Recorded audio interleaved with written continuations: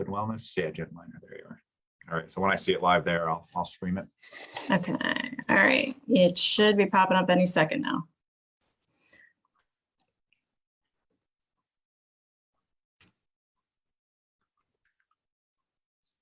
Oh, my camera is very high.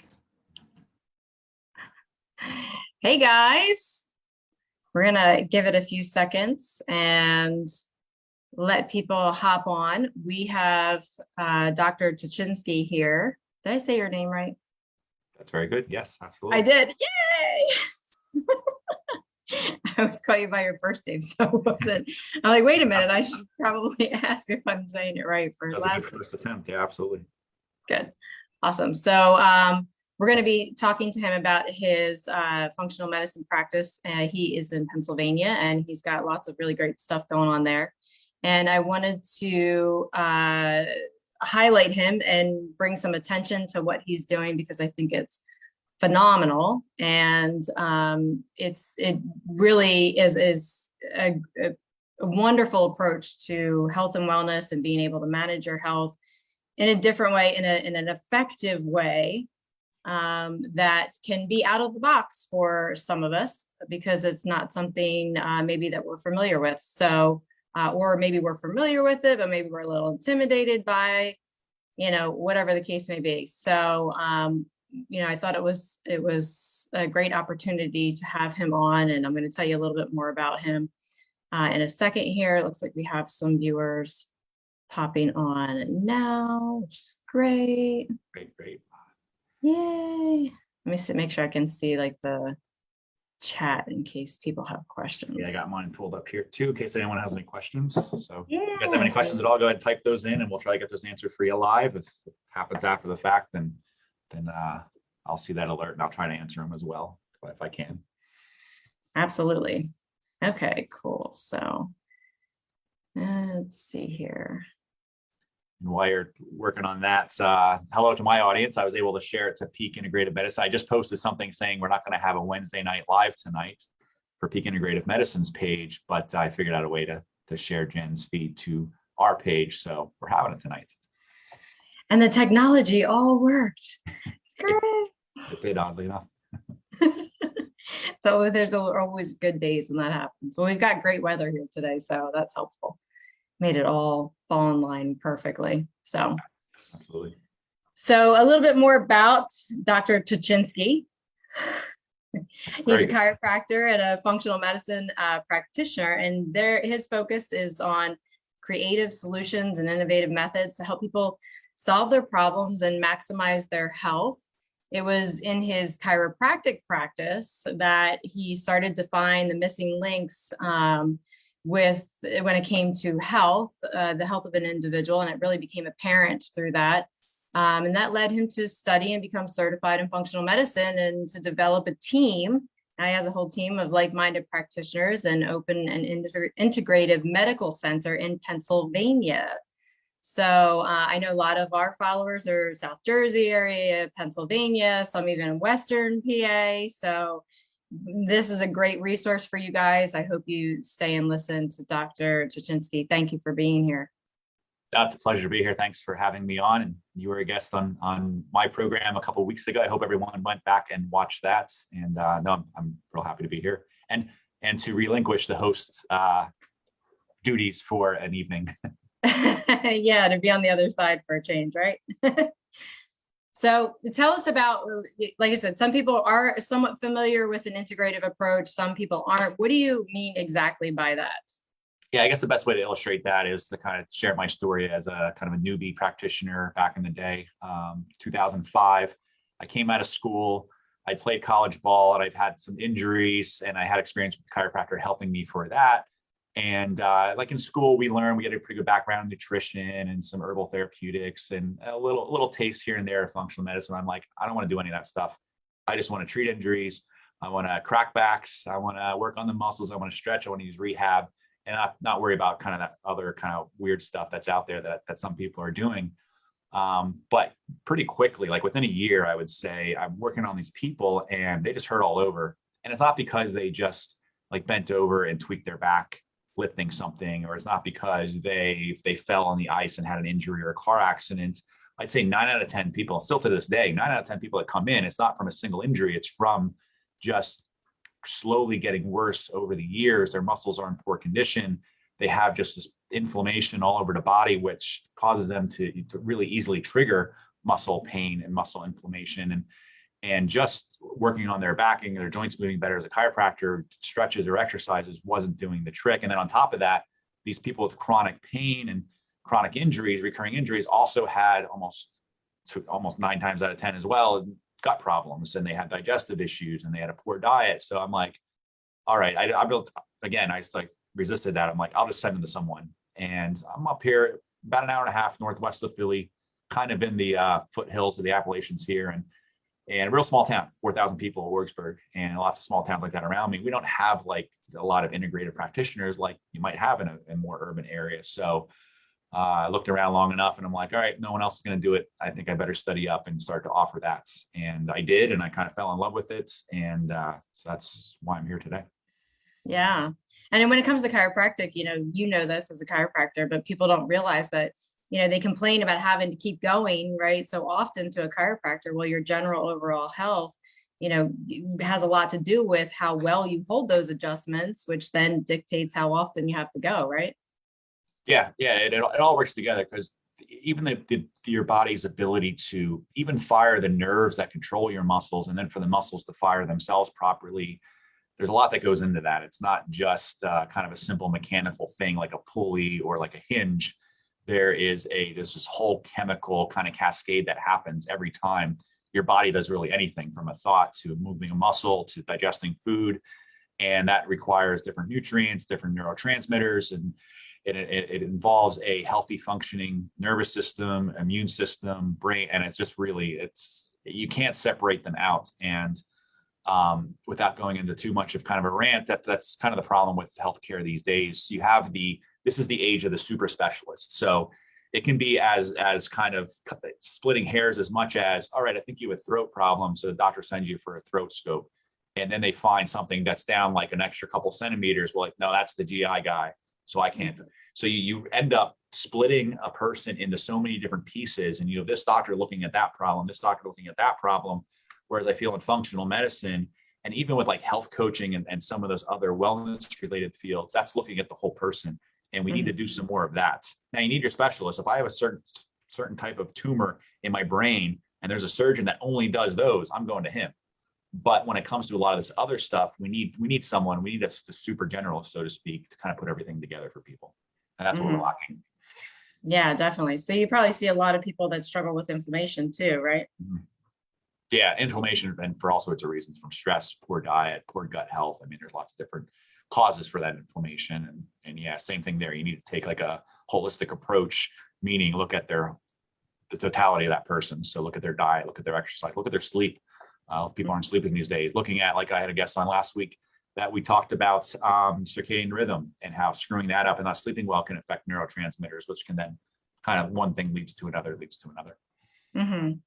And then there's the psychological factors too, right? So how do you see that represented?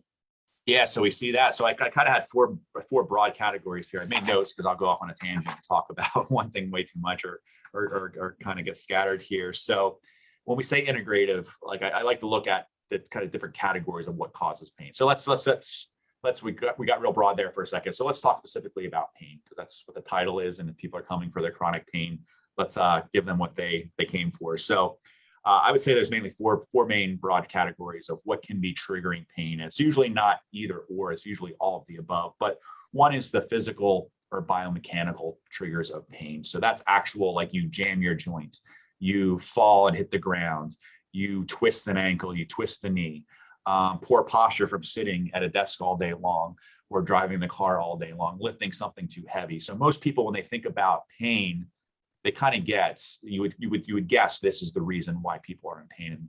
And the only reason people are in the pain, really, it's because they've done something to physically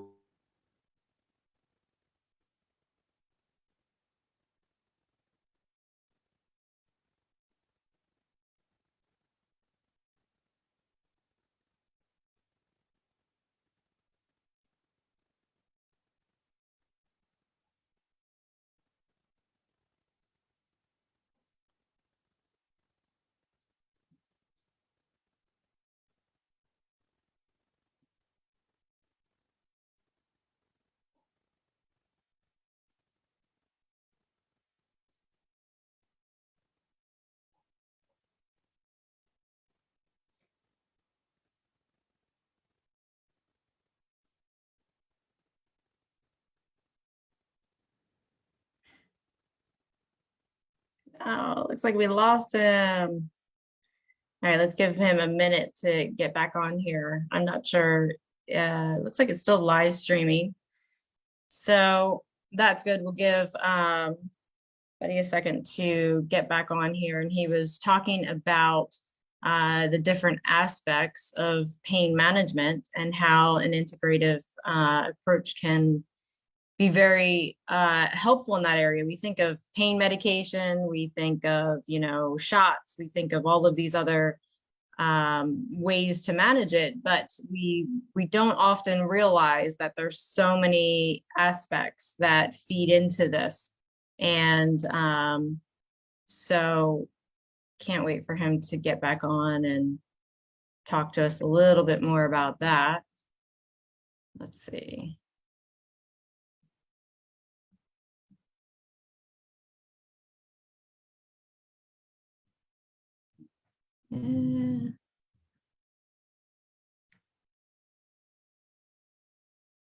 So while he's trying to get back in here, I'm going to share with you guys his website. It's Peak Integrative Med.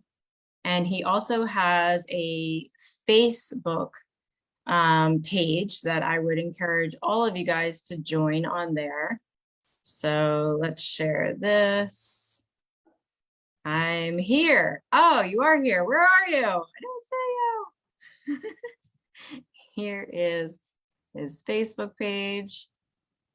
Ah, there he is. He's coming back in now. Here we go. There you are. You're muted. All right, we're there back. You are. You're back. Yeah, I looked at the window disappeared and the internet cut out. So should I pick back up where I was? Yeah. So the last thing you were talking about the physical and the biomechanical pieces. Yeah. So the fix for those things are things like chiropractic, physical therapy, massage therapy, physically getting in there and removing whatever is affecting that person or fixing whatever is like physically fixing that. So it's kind of like the pebble in the shoe theory, where you get a pebble in your shoe and that's causing the pain. That's the main cause for the pain. You don't take an aspirin or Tylenol or an NSAID or a prednisone or anything like that to kill the inflammation. You remove the damn stone. So that's kind of like the physical or biomechanical approach. And that, I think we all inherently know that. And that's what causes pain, is like physical problems. But then we need to look at biochemical causes as well. So, and again, this is not either or, this is usually a little bit of all the above. So we go from like the extreme end of physical only, where that's like chiropractic, manual therapists, massage therapists, PTs, stuff like that. And then you have the other side of things where you have a lot of the conventional medical doctors, orthopedists, family docs, pain management, stuff like that, where they address the biochemical part, where they see inflammation and they just want to remove the inflammation. Mm-hmm. And here's where I think an integrated approach is good, because yeah, you might have the stone in the shoe, it's irritated the foot, you remove the stone, but it's still really irritated and swollen, which is in itself causing some irritation and swelling. So you need to address the biochemical part of it as well. So that's where like medications could kind of overlap with doing some more quote unquote natural stuff or non-medication stuff. Mm-hmm. But then there's the other thing with biochemical causes is you might have some kind of underlying chronic biochemical issue. So by that, I mean what we talked about a little bit earlier in this broadcast is looking at things like inflammation. And I know like you address this in your program with your people and in your group program, where we have something similar where we go through and we look at different lifestyle factors, foods that are common triggers of inflammation. And we see this all the time. We see people that are just not following the right habits. And it's not because they're not necessarily trying, it's because they just don't know. Like they're eating whole grains because they feel like they're healthier than eating like refined grains. But for them, the grains are still triggering inflammation in their gut. Mm-hmm. And when someone comes to me and they have a rotator cuff issue, they have low back pain, they have a knee issue, they have plantar fasciitis, and you start to want, like, I ask the person, like, well, how's your gut feel? Or how's your gut going? Oh, it's horrible. I constipated, like I only go once a week. Or it's the opposite, where they have diarrhea all the time, where they have lots of gas and bloating. And then they're like, wait, why is it about my gut? So that's where we start looking at some other underlying causes. So now we know it's biochemical, you have elevated inflammation, but why? And I'm sure you see this in a lot of your people as well, right? Yeah, definitely. For sure. And then when you work with these people and you remove these inflammatory triggers and you allow their gut to heal, then they feel better overall. And the other reason too is if you're inflaming the gut by eating the wrong foods. So let's think about it a little differently. We know we get vitamin C from an orange. So if you eat that orange, you digest it, it goes into your gut, and then it breaks it down and you extract the vitamin C and it gets sent to every cell in the body because every cell in the body needs to use that vitamin C. But what we don't think about is if our gut's chronically inflamed all the time because of the foods we eat, sometimes what would seemingly be healthy foods like whole grains, regardless if they're inflaming the gut, that inflammation is absorbed because inflammation is very nonspecific. It's kind of like our first line of defense for our immune system. It affects all cells of the body different ways, but it affects most cells in the body. So that just like the vitamin C, when you absorb it in through the digestive tract and into the bloodstream, now that circulates everywhere, these inflammatory mediators, and can signal other cells to become inflamed and cause like histamine really. So you can create cascaded events that really cause inflammation all over the body. And I've seen this often in our reset program where people get rid of all those foods that are triggering those effects. And one, for instance, her rheumatoid arthritis on meds, now she's off meds, off meds, and her rheumatoid arthritis is better than what it was when it was on meds. And it's like, am I crazy? How is this happening? Or why is this happening? And it's because of that whole thing that we just talked about. Yeah. And it's funny because when people come in, I'm sure you have this experience all the time too. And people say, they come in for one issue, right? And so, they again, not understanding fully this integrative, this holistic, this whole body approach, right? And they come in for this one specific issue, and the trigger, the impact of that starts changing all kinds of other things, and they start seeing improvement in all these other areas, and they're like, could this really have done this? Could that really have mattered over here? And it's like, yes, it all is combined, it all works together, right? Yeah, and that's the cool part, because I often say this when we get like a big group of people in, and we used to sell it as like a weight loss program, and we still have that program, and we mentioned the weight loss benefit because that's what brings people in, that's what gets their attention. Mm-hmm. And it's something that, all right, we're changing my diet, then I know that will affect my weight in a good way, and I'll lose weight and I'll feel better about that. But what they don't get is, and it's harder, sometimes you can't even say this because you can't make unsubstantiated claims, and they're substantiated, but you can't like make claims against certain medical conditions. So I guess I won't even mention them here, even though we're a medical clinic now. So I think we can mention those, but just to keep Facebook happy and not get your video banned. There are things that people suffer from. Well, I can be more general. I can say this. So brain fog, lack of focus. Mm-hmm. Like if I start saying like, oh, you joined this program and you're going to get more clarity and you're going to get rid of your brain fog, you're going to be able to think more clearly throughout the day. You're not going to need to pound cups and cups of coffee all day long in order to get your work done. It's like, yeah, how can I do that? It's harder for people to make the connection. Or like sleep. That's one of the things I notice most is when I'm eating on point and following the program myself, my sleep is on point. I sleep really well. Usually I wake up multiple times throughout the night, like every couple hours. And when I'm doing everything just right, like I'll hit the pillow at like 10 p.m. and I wake up and it's like 5. It's like, well, where did the night go? Because usually I'm used to getting up frequently throughout the night.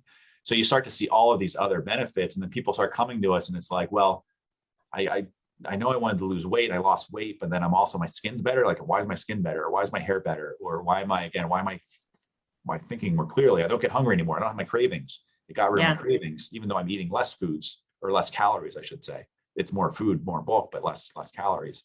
So that's my favorite part of the whole thing, is that it really all starts working together. So that's why we kind of shifted towards moving into more of an integrative medical clinic, where we want to work with people. We don't want to have to say like, oh, come in to lose weight and then we're going to fix all the other stuff. We want to straight up say like, look, you're going to come to our clinic, you want to address everything you got going on with you. Let's hit it from every angle that we can with the tools that we have, and you're going to feel better. And that's going to be better than maybe what you're doing elsewhere, because you're just addressing kind of bits and pieces one at a time. Mm-hmm. Yeah, that's great. So you told this story one time before, and I want you to share it with everybody about the psychological factor and how that plays a role. So can you tell us that story again so we can share it with them? Yeah, that's something else that people don't think of. Like your chronic pain can be not psychological in the way it's made up. And I'm not going in that direction, because it's not. Pain is real. Even if it's only in your head, let's say, even if it's only in it's still, you're perceiving pain and it hurts. So psychological, a kind of extreme version of that is if you ever heard of phantom limb pain. So someone gets their hand crushed in an accident, they have pain for months and months and months. Eventually they have it amputated, but for years afterwards, they will still feel that hand, even though it's been amputated. So that's how powerful the brain and the nervous system is. So in a way, I'm kind of talking about that, but to a lesser extent. So if you have pain in your, let's say you have low back pain, you had it injured at work or in a car accident, and you have pain for many, many months, your body's wiring will change so that it's easier to feel pain or trigger pain in that area. Those pain pathways are really efficient at building up better and better. It's kind of like if you, like people that work out and they get big biceps working out a couple times and without really killing themselves. So pain pathways are kind of like that. So that's one respect of talking about that when it comes to psychological effects of or causes of pain. And but then the other side of it, and we talked about it before the broadcast, was the story I share is I have an older gentleman who came in and initially pain in his back. When he stands up straight, his back hurts. So he was really, really hunched over to the point where he's almost looking down at the floor when he walks. Mm-hmm. And after about 4 to 6 weeks of seeing him, he got to the point where he comes in and like, how do you feel? It's like, great, no pain. I haven't bent backwards. I haven't bent sideways. I haven't twist. I stretch him on the table. He can move in every different direction. It doesn't trigger his pain. And then as soon as he like goes to walk out the door, he gets back in that same punch posture again. And I said, what are you doing? He's like, what do you mean? I said, look at the way you're standing. Does it hurt when you stand up straight? And he's like, no, I guess not. So sometimes we just get so used to compensating for our pain that we kind of keep these same patterns, which then can lead to more pain. Because if he just goes back to hunching again, well, if I hunched like he did and walked around all the time, my back would start hurting again. So he's just kind of getting back in that same loop. And so sometimes, yeah, it could be the way we, like when I say psychological, it's kind of like subconscious, where we don't know we're doing these behaviors or holding these patterns, but we are, and it's leading to some of the other stuff that we talked about. Yeah. So tell everybody how your practice is different from most other practices that they'll experience and come across. Yeah, good questions. So in our practice, we like to, we have the standard family practice stuff. So we have medical physicians, we have medical providers that will see you to help manage you for acute conditions. So cold, earache, flus, like all that stuff. And so that's kind of standard stuff. But with that said, we're also going to look at it with a little bit different slant. So if you're getting chronic recurrent sinusitis, we're not just going to pump you up with steroids. I just had this conversation today with someone. We're not going to pump you up with steroids every 6 weeks, hoping to calm it down and hammer it with antibiotics. Now, some cases that might be necessary, but in her case, it's going on like 4 months now where that's not working. So that's where we would say, so we know from our functional medicine perspective, like the microbiome is pretty important. So let's work on that in that person, because those good bacteria, the microbiome, live in our gut, in our stomach, our throats, our sinuses. So let's like not just hit it with antibiotics all the time. Let's hit it with some beneficial probiotics. And then we can use some different nasal sprays to help. Like, what if they're going after bacteria with some of those medications, but what if it's fungus, mold, or something else? And we know there are things that we can use, something called biofilm disruptors, which we can have the person spray and help kind of break down that protective material that prevents the antibiotics from working or the other nasal sprays from working as well as they could. Or maybe it's a histamine response because of something that they're eating on a regular basis. And that's just, so it's just one thing after another. So let's peel back some more of those layers. Now, if the person came in, 1 round of antibiotics are good. All right, maybe they just got some kind of infection. We have to get rid of it. So from that perspective, I was going to say, like, we're the same as other providers in that respect, but I don't think we are. But where we really shine and where we really makes a big difference is when we look at like more of the, we call it the wellness to illness continuum. So I feel like a lot of times in conventional medicine, and this is no fault of the providers, no fault of the people that are actually providing the care and giving the care. They're doing the best that they can in a somewhat broken system. But the way insurance works is they're cutting payments to providers. They're paying lower rates. So they have to make up for that with volume, because they still have to pay for these nice big buildings and hospitals and all the providers that fill those hospitals. Mm-hmm. So they need volume. So you end up seeing like 3, 4, 5, 6, 8, I don't know how many people they see an hour, but it's a lot of people. So they have less time. So now it's just putting out fires. What's the immediate problem? It's reactionary, it's reactive, where we need to take a little bit more of a proactive approach. So in the reactive approach, you got, it's broken or it's not. You're sick or you're not. You're diseased or you're not. In reality, there's a lot of shades of gray in there. So when you look at that continuum from optimal health down to disease and death, that whole place in the middle, well, who's really looking at that? Who's addressing that? So I like to share another story that kind of illustrates this point. So someone comes in and let's say they have an A1C of, I don't know, 5.8. Now that's not technically diabetic, but it's getting there. So why wait until it becomes a problem? Let's put that person on a diet plan. Let's look at their habits, look at their sleep, look at their lifestyle, because that affects your blood sugar every bit as much as food does. Let's look at their circadian rhythms. Let's look at how much sunlight are they getting. So let's look at all of that stuff and get them on a plan to move that A1C into an optimal range, not just a quote unquote normal range, because the normal ranges are pretty wide. And you could be right on the edge. If that flag doesn't show up that it's abnormal, it often doesn't get looked at. And even worse is a lot of times those things are flagged as abnormal, but it's like, well, it's not that abnormal or it's not that bad. So when you ask like, what's the difference? I think that's like that illustrates a big difference. Is we're gonna look at that stuff from a functional medicine perspective, and you can call it whatever you want. There's different names, integrative medicine, different names for that over the years, but look at it through that lens and say, well, how can we be better? And then the other thing that I hear often is, I feel like crap, I have brain fog, I have no energy. I go to the doctor, the blood work looks great. Like they say, looks great. And then, all right, see you next year. But the person sitting there saying they still don't feel great. So then that's where you need to look at, okay, what else? There's something off here. The blood work that we ordered is quote unquote normal, but are we ordering the right blood work? Or is there something, can you take it a couple different layers and see if there's something underlying that might be wrong? So that's the people that we want to work with, people that want to do the digging and figure out what's going on so they can feel better than they do now. And you have very affordable programs too, the way that you've structured all of this, right? Because you don't take health insurance, correct? There's like, I tell the story a lot throughout the day. So since I found this out, and I have patients asking me about our new practice, and I still see chiropractic patients one per visit, and they don't have to join our membership, but we have what's called a DPC, direct primary care. So that means you pay your care provider directly, and then we provide services that are included kind of in our menu of services. So basically everything you go to a family doctor for, a chiropractor for, and we take care of all that stuff, the cough, colds, flus, acute cares, well visits, sports physicals. We also add in the functional wellness stuff. So some diet plans. We do once a couple times a week, we do open office hours where people can pop in and they can chat in the Zoom room just like this.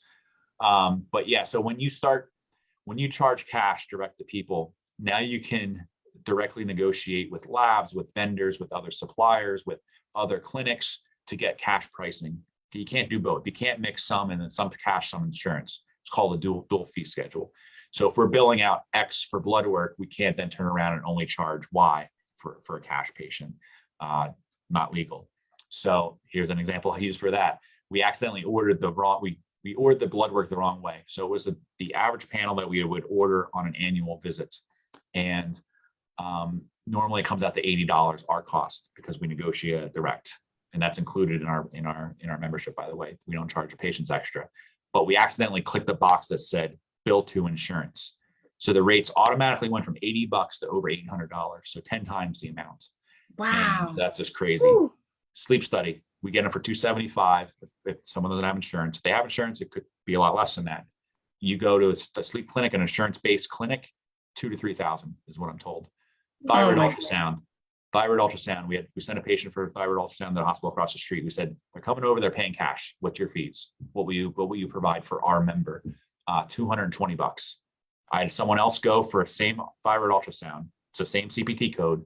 They billed $2,200.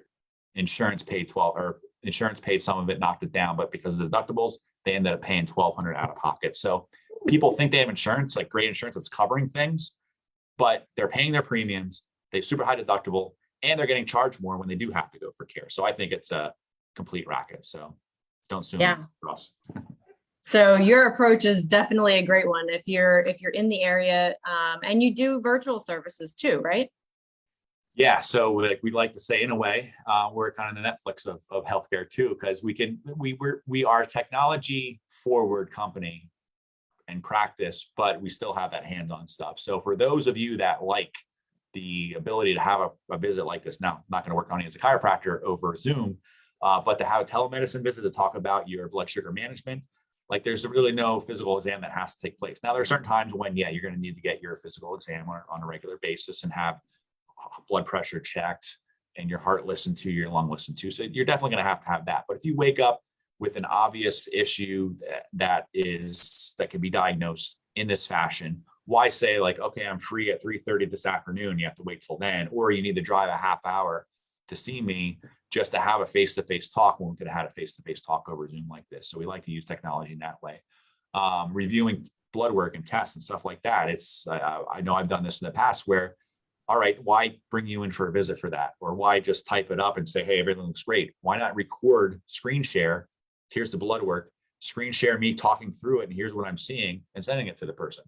So now instead of in a visit, trying to like listen to what I'm saying and then remember it after you leave, you can watch that video over and over again and pick up the information that you need from it. So we like to include a lot of tech and online That's programs huge and stuff like because that. so many people come to us, I'm sure you too. And I got this blood work and they never called me back. And they said that if I don't hear from them, everything's fine, but I don't know what any of it means, right? It's like, Yeah. so that's a huge, huge thing right there, just like in that, because ultimately it teaches you so much more when you have information like that, like you're explaining, and you go through in the video, then they actually learn something about what's happening. It's not just this imaginary thing that happened and I guess it's okay and I'm not really sure. They're learning about how their body functions and what this all means, and it gives it a different value.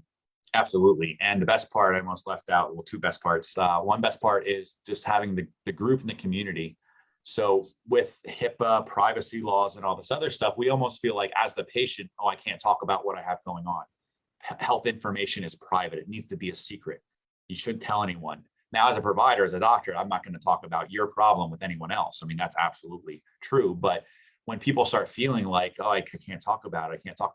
So what we're going to have group visits. We're going to have group Zoom calls like this when our new buildings, Nice. right through this wall here is going to be the new building. Out Yeah. that in there. We're gonna have nice area to meet people. So I can have those group meetings, and then we can have like build that community and have like-minded people share their experiences. Like, oh, I'm working through, I'm pre-diabetic and I'm doing X, Y, and Z, and I'm really struggling with this. And you have another group member chime in. I know you do groups now as well, and we were talking about it before that. So once you do group, it's really hard to go back to one-on-ones because the group makes it more affordable. Because you could see 10 people at once instead of having 10 hours of your day taken up, you can work with 10 people in 1 hour.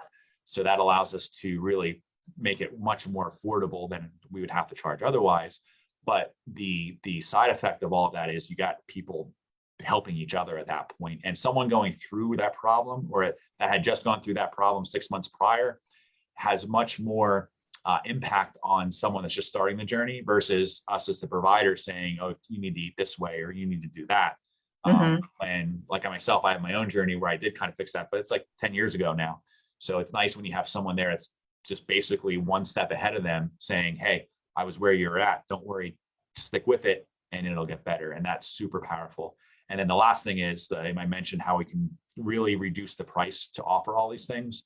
3 or 4, well, it's probably 5 or 6 years ago now, time flies. But functional medicine programs where I worked with people in this capacity, when it was all one-on-one, when we didn't have like a team practice, when the technology was kind of there, but it wasn't, at least in my practice, it wasn't. I had to charge between $3,000 and $5,000 to work with someone for a period of 4 to 6 months. Now, when we have a practice like this and we can build in primary care and we can attract and enroll members that are interested in this stuff and want to have access to providers to do what we do, we only have to charge $129 a month to make it work. And in a practice like ours, we're only gonna take like probably the first year, maybe 200-300 members, even after year 2 or 3, maybe 500 members. So compare that to a standard family practice where each provider there, they might carry a load of anywhere from 2,000 to 3,000 to 4,000 patients. So we're going to know our patients very well, and we're going to have the chance and the opportunity. We're going to be super accessible to have conversations that need to be had to help people work through their problems that they're coming to us for. So I'm talking a lot, but I'm psyched out about it. You're fine. This is what people need to hear. You need to be talking a lot about this. They need to know that there are other options out there, and it's, what we're being told that this is the only way, or there's nothing that can be done or whatever. That's not the case. So keep talking. Awesome. Yeah, I see some of the comments here. Dawn says insurance is worthless. Yeah, I'm a big advocate for health sharing plans, and we partnered up with a company called Zion Health.